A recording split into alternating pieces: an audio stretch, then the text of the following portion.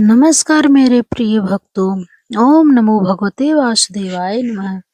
आज हम सुनाने जा रहे हैं महात्म्य कथा अध्याय 11। एक बार सागर पुत्र जलंधर अपनी पत्नी वृंदा सहित असुरों से सम्मानित हुआ सभा में बैठा था। तभी गुरु शुक्राचार्य का वहां आगमन हुआ। उनके तेज से सभी दिशाएं प्रकाशित हो गई। गुरु शुक्राचार्य को आता देखकर सागर पुत्र जलंधर ने असुरों सहित उठकर बड़े आदर से उन्हें प्रणाम किया। गुरु शुक्राचार्य ने उन सबको आशीर्वाद दिया। फिर जलंधर ने उन्हें एक दिव्य आसन पर बैठाकर स्वयं भी आसन ग्रहण कर लिया। फिर सागर पुत्र जलंधर ने उनसे विनम्रता पूर्वक पूछा, हे गुरुजी, आप हमें यह बताने की कृपा करें कि राहु का सिर किसने काटा था। इस पर दैत्य गुरु शुक्राचार्य ने विरोचन पुत्र हिरण्यकश्यपु और उसके धर्मात्मा पौत्र का परिचय देकर देवताओं और असुरों द्वारा समुद्र मंथन की कथा संक्षेप में सुनाते हुए बताया कि जब समुद्र से अमृत निकला तो उस समय देव रूप बनकर राहु भी पीछे बैठ गया। इस पर इंद्र ने पक्षपाती भगवान विष्णु ने राहु का सिर काट डाला। अपने गुरु के मुख से इस प्रकार के वचन सुनकर जलंधर के क्रोध की सीमा न रही।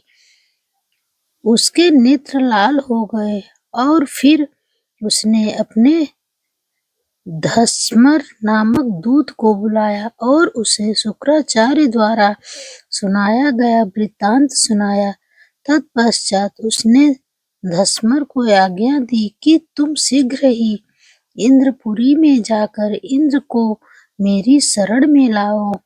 धस्मर जलंधर का बहुत आज्ञाकारी एवं निपुण दूत था।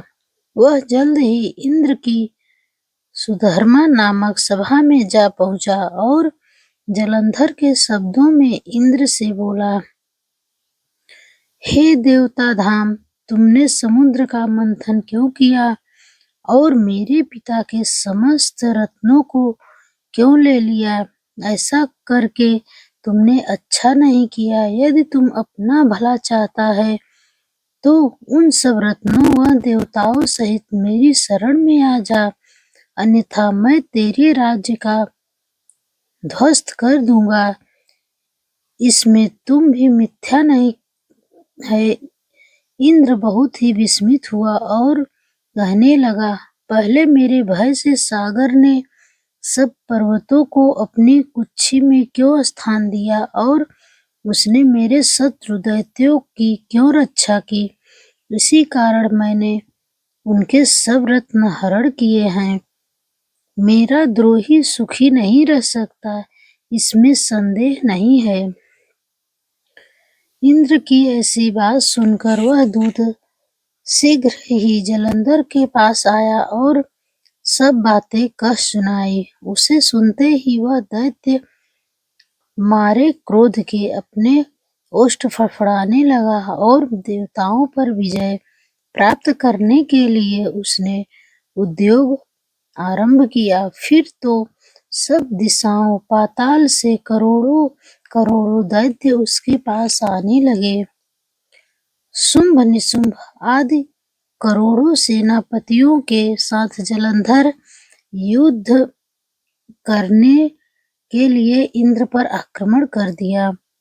शीघ्र ही इंद्र ने चंदन वन में उससे अपनी सेना उतार दी। वीरों की शंख ध्वनि और गर्जना से इंद्रपुरी गूंज उठी।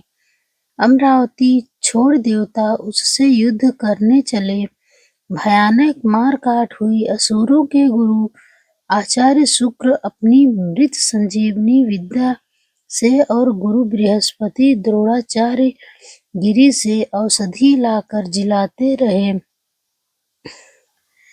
इस पर जलंधर ने क्रुद्ध होकर कहा कि मेरे हाथ से मरे हुए देवता जी कैसे जाते हैं? जिलाने वाली विद्या तो आपके पास है। इस पर शुक्राचार्य ने देवगुरु द्वारा द्रोणाचार्य से औषधि लाकर देवताओं को जिलाने की बात कह दी।